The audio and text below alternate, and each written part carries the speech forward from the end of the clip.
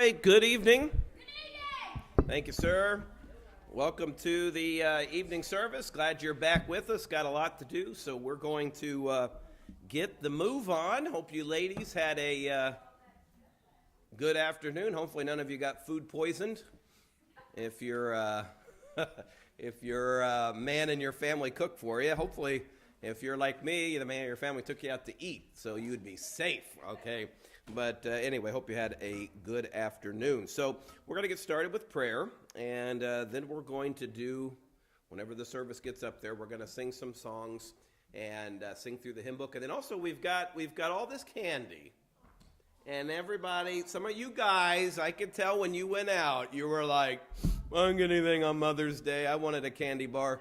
You get a chance. The only thing is you've got to answer a trivia question. Now, see, we've got a big-name preacher. He's leaving. He doesn't even think he can answer one, so he's going to go to Walmart and buy his own candy bar. Don't do that. We'll try to give you some simple ones. Just kind of have some fun with it. And so let's pray, and then we'll get going. Father, thank you for today. Again, thank you for our mothers, the women that are in our life, and I pray you'd bless them and enlarge their opportunities. Be with us as we look at your word. We look at Israel, and we see a couple of woes, some things that they weren't doing right, and you can see echoes of that in our churches today. So put us on guard against that, and it's in your name we pray. Amen. All right, I'm going to look for the first hand to go up here. Oh, he's putting his jacket on. That makes him smarter. Good. That's why I wear one. See, if you're not smart, it makes you at least look smarter. Who was the first mother in the Bible? I saw Luke. No favoritism. Eve. Correct. You may get one candy bar, and you may eat that after church. It melts in your hands, not in your mouth. Okay. Now, here's some. Now, if you weren't here this morning, I'm sorry, you're at a disadvantage. If you were already asleep this morning, halfway through the message, you're at a disadvantage. What book of the Bible mentions the word mother the most? I think it might have been Jet. You were downstairs. No, you were upstairs. You were downstairs. Well, boy, you're really at a disadvantage here. Okay, hands back down. Take a stab at it. Very close, but incorrect. All right, Miss Diana. Matthew, you want Reese's or Hershey? Reese's. All right, one more, and then we'll get spiritual, and we'll go to a hymn. Okay. Okay, here you go, folks. You say, I don't know if I can get one. Okay, you better get this one. I'm watching real good here. Who was Jesus' mother? I think it was Ethan. I do think it was Ethan. Incorrect. No, correct. There you go. All right, now let's go to some. Don't get all in a. Give him his thing. Don't get all in a tither here. We'll give you a few more questions here as the night goes. I gotta get rid of that chocolate because I don't need it, and I got these kids that are like, Dad, can I have that? Dad, can I have that? And I've even had some. I know Brother Dale's gonna come back Wednesday. Pastor, can I have that? So I want to get rid of those so I don't have to. Wow, that's a big moment. We'll have to record that down. Is he at home? Didn't he know the Pacer game and Cavs don't start till 8? Oh, what does that have to do with watching the basketball game? All right, 358, yesterday, today, and forever. Jesus is the same. What a great truth. Oh, how sweet the glorious message simple faith may claim. Yesterday, today, forever, Jesus is the same. Still he loves to save the sinful, heal the sick and lame. Cheer the mourner, still the tempest, glory to his name. Yesterday, today, forever, Jesus is the same. All may change, Jesus never, glory to his name.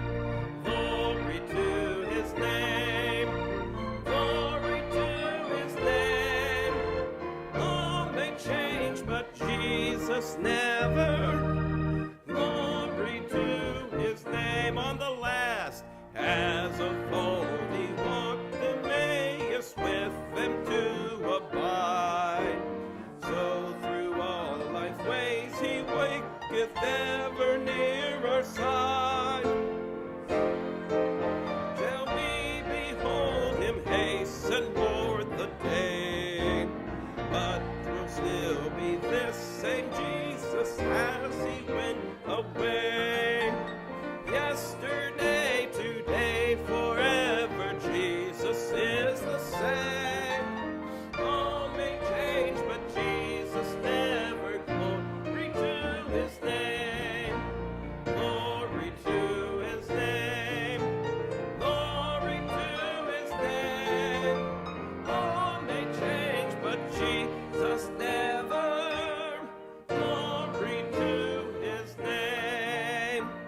you what, we should just sit through the whole song service. You guys do such a great job sitting there. All right, our theme for the year is Let the Redeemed of the Lord Say So. And we're plowing ahead halfway through May now. And I'm telling you, you better get signed up. I've got the sign-up list back there. And I think it's through the end of August, okay? So with that note, remember, you need to sign up. We've got a couple of children that are signing up. Now, come on, you adults. If these children can get up here and some of these teenagers and share their faith, you can too. So again, write it down on a piece of paper. A minute or two is where you need to keep it at. And we would love to hear how you were saved. And it'll be a help to you and a help to us as well. All right. Well, speaking of a help, chocolate never hurt either. Number 4, who was the great-grandmother of King David? Great-grandmother. Yes, sir. We got her. You want Hershey's or Reese's? Hershey's. All right. Right in the back there. Yep. Very good. Number 5, who prayed to God for a son, but after giving birth, when he became of age, gave him back to the Lord? Miss Sue, I do think your hand. Incorrect. No. What candy bar does Brother George want? He wants Reese's. Reese's, okay. All right, one more here. Yes, Brother George is homesick. Okay. Number 6, who was the mother of John the Baptist? If you've already answered, don't be a pig. Don't answer. What is it?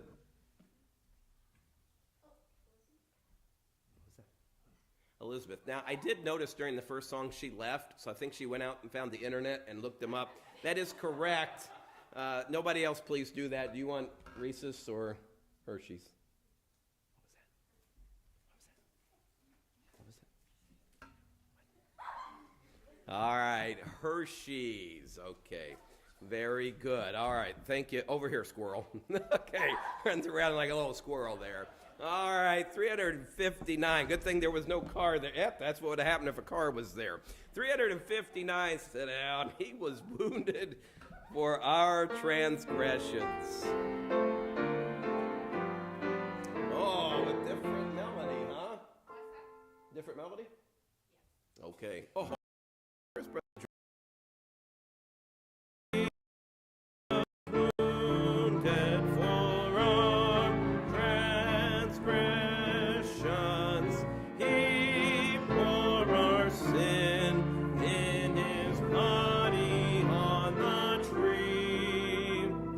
For our guilt he gave us peace, from our bondage gave release, and with his stripes, and with his stripes, and with his stripes our souls are healed. Woo! Now I do know that Pastor Pete had this a cappella outreach quartet, so I knew that. They sang it a little different. You were a little fast there, Trigger. But I'm glad, though, because songs have been tough on a weak voice. But anyway, let's go to the 4th verse. Who can number his generation? Who shall declare all the triumphs of his cross? Millions dead now live again, merry dwelling in his train. Victorious Lord, victorious Lord, victorious Lord, and coming King. Now I'm going to give you a little advice. You may wonder what those like circles are at the top with the dot on them. Those were the targets in the old-fashioned Errol Flynn Robin Hood movie. And so it's just reminding you to watch that sometime. So there you go. See, Brother George couldn't have given you that kind of advice. All right, well, before we do announcements, let's get back to the greeting wagon here. All right.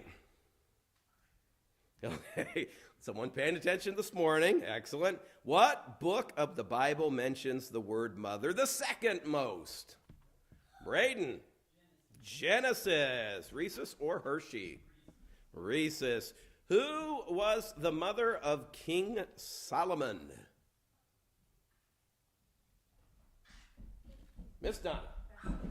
Bathsheba. Bathsheba. All right. Hershey's or? What does Brother Rick want? Oh. Well, you think he can't answer a question? I'm going to give you mine. Okay, well. Reese's. Okay, don't eat it till afterwards there. All right. Boy, here's a tough. Boy, Katie, this one's hard. This one's hard. Who? Don't do that. Your mom loves those pants. Who was the grandmother of Joseph? That's a hard one. Well, you got to retrace your genealogy there. Yes, Miss Larger. That is correct. Katie. How many we got here? Okay, one more. Okay, hey, you're going to lose your job. Okay, here's one. I don't know, maybe I did mention this. What did Samuel's mother, Hannah, give to Samuel every year? She came to the temple. You already answered one. Brother John. A coat, correct. Hershey's or Reese's? Ben? Okay, we'll let Mom take care of that. Okay, you're going to lose it. What'd you want? Reese's? And that hadn't been an earthquake, folks. That was just kids out of control. Uh-oh. All right, with that being said, let's go to something uplifting here. The announcements. On Tuesday night, we do have visitation. Weather's nice, although we might have rain, but we'll see what happens and try to go tell others about the Lord. Serving the Sire in 2 Samuel, that's our online Bible study supplement, just in the comfort of your home, in your car, wherever, Facebook, YouTube. We're in 2 Samuel 16 and going through David as he's fleeing Jerusalem. So much application there, a lot of great characters in the Bible. Join us for that. Teen Church, Wednesday night at 6. And then at 7, ladies are in Revelation. And the adults are out here in the book of Habakkuk. And we're in Habakkuk chapter number 2. And then the kids are downstairs with Miss Julie, and they learned about The first home. the home. I tell you what, man, that was some deep stuff down there last week. But, yeah, we're doing some practical things. You know, you think everybody knows about Adam and Eve and Cain and Abel. We've got a generation that doesn't understand any of that. And so she's kind of going through some of those. So there you go. Saturday visitation at 10:30. And then two things. I didn't get a slide up for it, but this time next week, Peyton Downs. Brother Matt Downs grew up here, went on. He's in evangelism. His son now is halfway through Bible college and has begun to feel that God is calling him to preach, and so he's looking for some opportunities. So I thought we would help him out. He's one of our missionary kids, and so he'll preach Sunday morning. He'll preach Sunday night, so I hope you'll come and encourage him. We will take up an offering that will help him, I'm assuming, with his college and other things. And then we start into Reach Week. Okay, Reach Week is what we like to call our VBS for our retirement age proximity. And be Monday, Tuesday, Wednesday from 11 to 1. Now, Peyton Downs will preach. We'll bring a challenge. When I say preach, we're asking these guys, 20 to 30 minutes. We sing some songs, have a special, do that. Then we have our game. We usually do something on one of the game shows. I think this year we might be doing The Price Ain't Right. Instead of The Price Is Right, right now prices aren't right out there.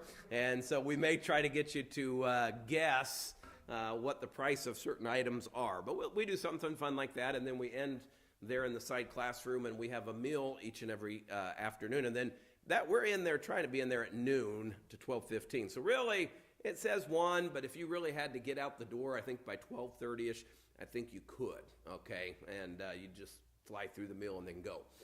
But if you want to stay and kind of fellowship together, we have no agenda after that except going to bed. And so you can stay till, late at night, and then we can all go to bed and do it again the next day. So I hope you make plans to come. I hope you'll invite folks. And then if you're not, you say, well, that's not me. Okay, well, then we need to pour into these people. We need to encourage these folks. So there's a list on the back, and we encourage you to sign up. You say, well, I've got a day off or what have you. Well, come over and help serve the lunch and just kind of be with the crew and encourage them. And so that's kind of our week where we're really going to just try to encourage our seasoned citizens. Does that sound better?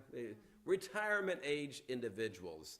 And then next week, we didn't do it this week, but next week will be our trustee meeting, just kind of get organized for the summer. And then I tell you, after this Sunday night, I don't think I preach again on a Sunday night until June 15th. We've got Peyton, we've got Ben White, we've got Brother George on the 1st, we've got Bible school on the 8th, and then finally we'll come back. So I really need to keep track of where I'm at, because it's hard from a week-to-week basis, but to go a month out will be very unique. But Ben White and his family, they've been scheduled for a while, and they'll be here and encouraging us, so make plans for that. Our missionary for the month is Summer Scroggs, and again, it was good that we have her because she did have to come home. She's having some significant health issues, and so she's seeking some counsel and needing to get a few operations done. And so her story is amazing. She's a single lady who already had significant health issues, and she wanted to just go to Africa. Well, she made it, and I know it must be pretty serious if she's coming back. And so pray for her, pray for encouragement. You can reach out to her, and I'm sure send her an email or something and just let her know you're praying. So that is Summer Scroggs, our missionary of the month. Ushers, if you'll come, we will take up our offering. Great opportunity for us to give back to God as he has blessed us. All right, I'm going to ask Brother, where is he? There he is, he's hiding. Brother Ethan, if he would, ask God's blessing on the offering. Heavenly Father, I thank you for allowing us to come here tonight, Lord, to hear your word. I pray that us to be attentive to your word, Lord. And I thank you for the mothers, Lord, on Mother's Day, Lord. I thank you for their godly influence that they have on us. In Jesus' name we pray. Amen.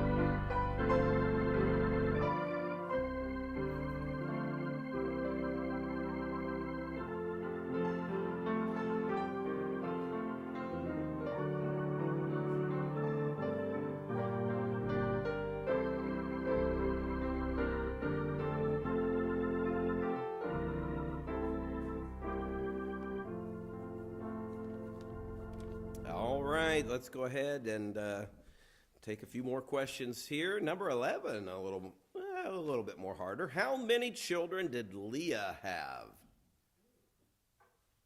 Miss Amy. Correct. What an astute scholar there. Rhesus or Hershey's? Reese's. All right, question number 10. What did James and John's mother ask Jesus for her sons? Nope, not food. You've already answered. Oh, come on, Miss Janie. Yep, they wanted to sit beside Jesus by his throne. Rhesus or Hershey? She don't care. All right, we're going to preach on complacency here in just a minute. So, all right, now, have you got one yet, Jim? This is your question right here. What was the name of Joseph and Benjamin's mother? Got to raise your hand. Yes, Jim. Boy, Jen almost beat you. Rachel, good, very good. Okay. Rhesus. One more, actually two more, and then we'll sing some more. Who saved her son by putting him in a basket in the river? Jet. Got to have the mother's name, not the son.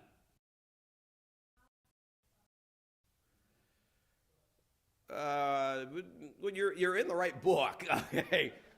We'll come back to you. Ben. Well, she probably was a daughter of somebody. Anybody know the name of the lady? You already got one. Miss Julie. Jochebed. Rhesus for Miss Julie. All right, now Ben, I'm not going to show any favoritism, but he said, you guys all raise your hands too fast. So here is a question for Ben. What is the name of Pastor's mother? Hope, do you know it? What? Well, no. It's, you don't want to, no, Pastor's mother. But that's true. I have always called her Mom, or some of you call her Miss Donna. So get your candy bar, and that is it. We are closed for the season. 360. Hey, don't be downhearted. We got 5 more questions that you could get your candy bar. Are we downhearted? No, no, no.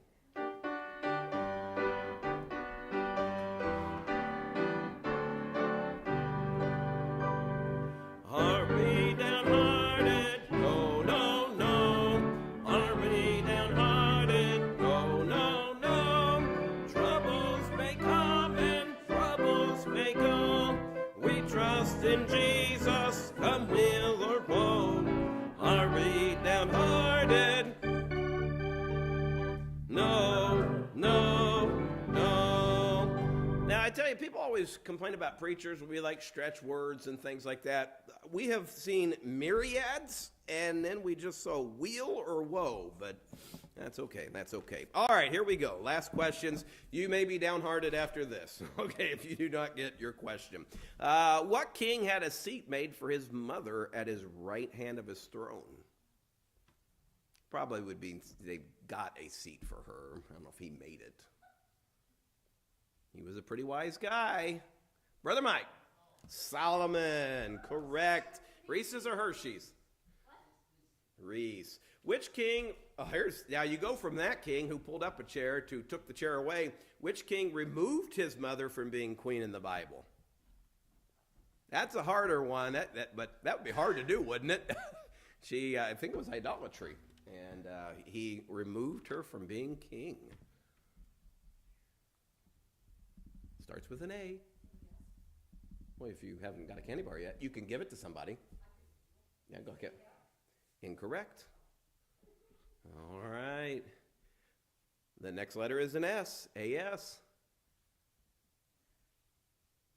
I think there's only one more letter in the name. So. Oh, go ahead. Who are you going to give it to? I'll give it to Jack. He hasn't got one. Okay. Asa. Okay, Miss Julie doesn't think you'll ever get one either. So you want Hershey's or Reese's? All right. Thank you, Miss Julie, for your kindness there. Now everybody's going to be mad at Miss Julie and Miss Donna because they didn't pick them. Who was the oldest woman in the Bible to have a child? Well, yes. Incorrect. She was old, but we don't necessarily get her.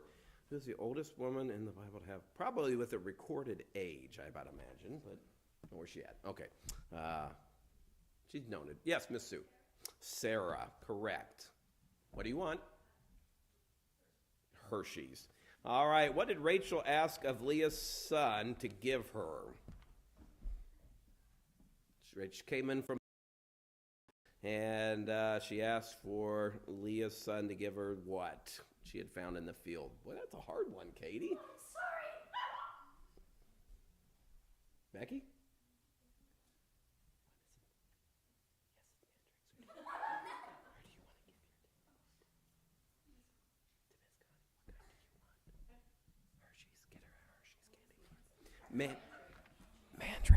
Mandrakes. Okay, I don't know why this is so secretive there, Becky. Who was the mother of... Wow, Katie! Wow. Who was the mother of King Jehoram? She was probably the most notorious mother that you would never want to be. There you go. A lot of people are mumbling it. Miss Francis, you know this woman. Yeah, who is it? Yep, there you go. Hershey's or Reese's. You sat next to her in school? All right. Wow, Katie!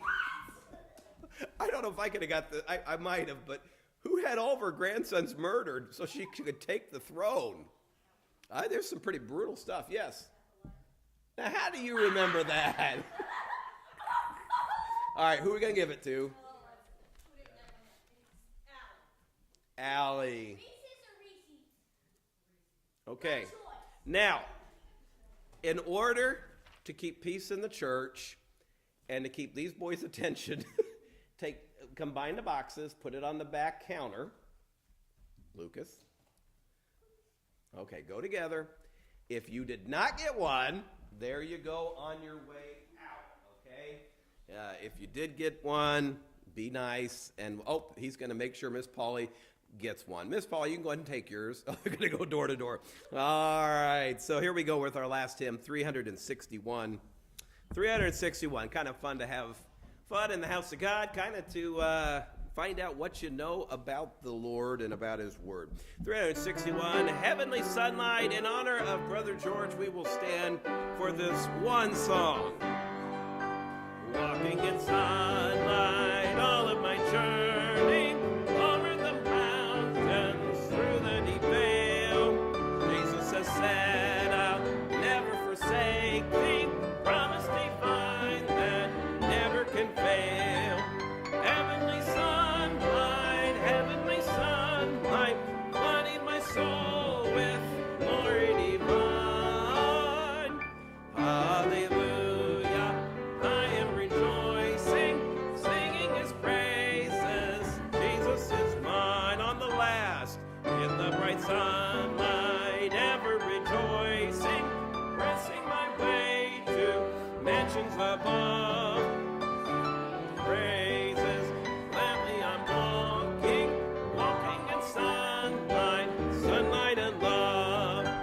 Heavenly sunlight, flooding my soul with glory divine.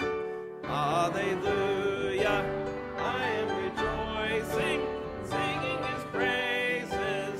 Jesus is mine. All right, you may be seated. I think we have a special. By one, several?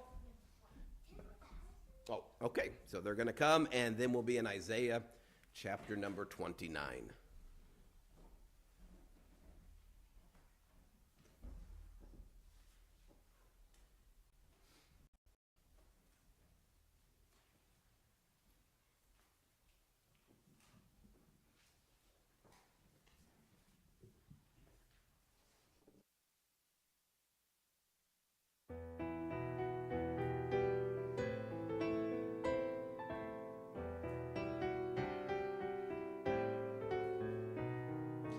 Trusting in my strength, I find I'm weak.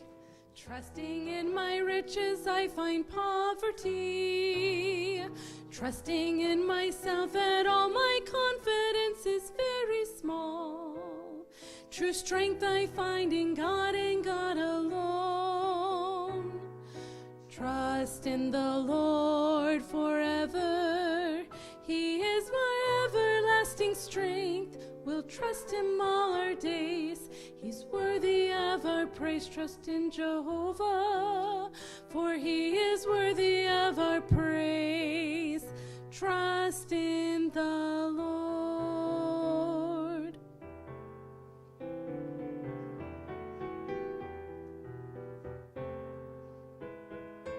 With my soul I seek you in the night. With my heart I seek you in the light of day. When your judgments fill the earth, it gives me purpose and great worth. Jehovah is my everlasting strength. Trust in the Lord forever. He is our everlasting strength. We'll trust him all our days. He's worthy of our praise. Trust in Jehovah, for he is worthy of our praise.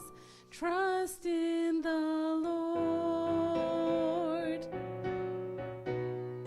Trust in the Lord forever. He is our everlasting strength. We'll trust him all our days. He's worthy of our praise. Trust in Jehovah, for he is worthy of our praise. Trust in the Lord.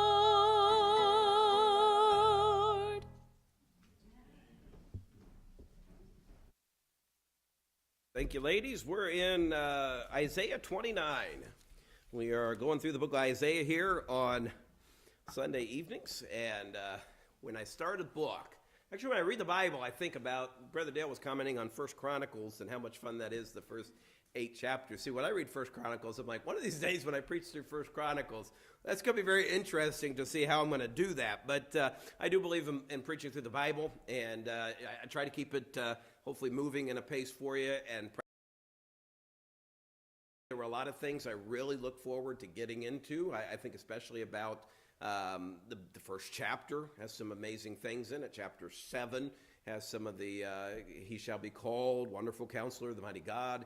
Then you get into, towards the end of the book, you get into some, probably the greatest picture of the cross in the Bible. And it may even supersede the Gospels in the sense of the detail that is given by Isaiah as to what the Lord Jesus Christ would go through.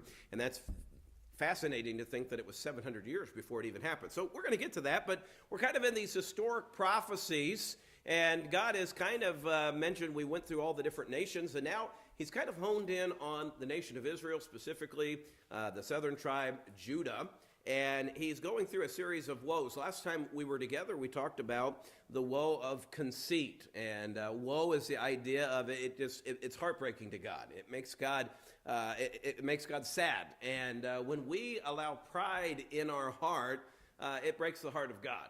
And we're going to see that pride is kind of just the tip of the iceberg, that then there's repercussions. Like when you throw a rock into water, it has a rippling effect. Pride is the beginning of sin, but then it ripples out. And I think as believers of Christ especially, we can fall very easily into the trap of pride. You know, well, I've been in church all my life. I've read through the Bible so many times. Well, I haven't done, and maybe you haven't been grossly immoral, or you haven't smoked or done drugs or alcohol or whatever. But that doesn't make you any better than the person next door to you. It really is only a testament to the grace and the mercy of God that you're where you're at. And I don't know, I think it's human nature that we forget about God, and when you forget about God, there's only one other place to look, and that's to you. And Israel had fallen into that trap. Boy, what opportunities they had to have Moses, and then to have Joshua and David and Elijah and others. And yet, as the years went by, they kind of got into complacency and just kind of put it on cruise control, and got into daydream mode. You ever daydreamed? Remember those days of school? School's kind of winding down. Did you finish up?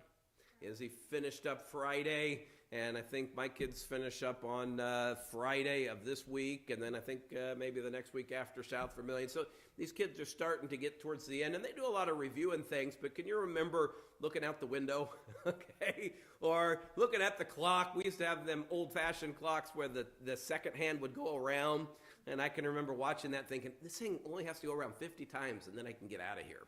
And this is so boring up here. I'd rather stare at that hand go around 50 times than listen to my teacher. The things you think of as a kid. Or, you know, you just daydream. You just find yourself, your eyes are open, you're looking out, but your mind is just miles and miles away. We also, of course, at night when we go to sleep, we dream.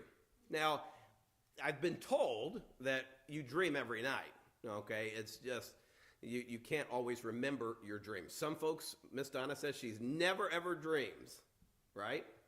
She said, or else she doesn't ever, ever remember them. Now, I have some humdinger of some dreams, and I can a lot of times remember them. Now, I take muscle relaxers and things. I don't know if it's the deepness that I can get into, but a couple of years ago, we were having a staycation at home, and a list of all kinds of things, and basically the kids could choose what we were going to do.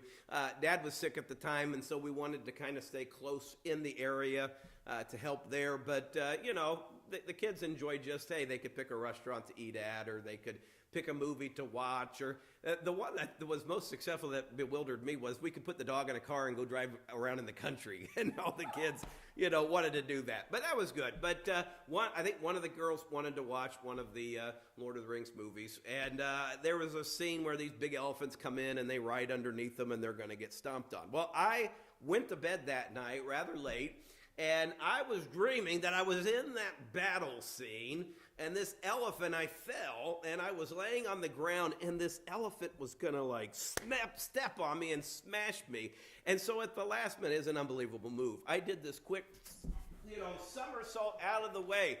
Well, about that time, I woke up. I had somersaulted off the bed into the dresser, was laying on my back. Julie comes running in because it was in the morning. Are you okay? And it was one of those, I could hear her talking, but I was still in such a deep sleep that all I could do was just start laughing because I could remember the dream and everything. But, obviously, once my eyes opened up, the dream was gone. The title of my message is this: Dreams Stop When the Eyes Are Open. And Israel had gotten into dreams. They had gotten into thinking everything was okay. No one's ever going to stop us. We are invincible. And in fact, had gotten so caught up in their dreams that they were dreaming of self rather than looking to God. And God intercedes here in chapter 29 and basically says, you need to wake up. The first woe was conceit. The second woe we're going to look at here this evening, we'll look at two actually, is the woe of complacency. Chapter 29, verse 1, woe to Ariel. To Ariel, the city where David dwelt. Add ye year to year, let them kill sacrifices. Now, you turn to this, and probably most of you, when you're reading the Bible, say, well, what? Ariel? I've never even heard of this woman. Well, it's not a woman, it's a city. And you say, I've never heard of this city. Well, you have, but it's called something else. It's called Jerusalem. And you say, well, why is it called Ariel? Well, why do we call Chicago the Windy City? Why do we call New York the Big Apple? And we could go on down through the different city names and titles. And it's basically a characteristic of the city. Ariel in Hebrew could mean two things. Lion of God, which obviously you could see that. Of all the cities of Israel, it was the king. It's where the kings resided. It was the one city that to all of Israel, and even to this day, is looked at as the heart of the nation of Israel. And the other, and I think more Isaiah is going this route in God, is it's an altar hearth, or basically the table on which the altar fires burned. And so he's going to use this name Ariel for Jerusalem to get their focus on what they're doing. And he obviously says, and this is why I think it's the second definition, he says, the city where David dwelt, obviously we would know that to be Jerusalem.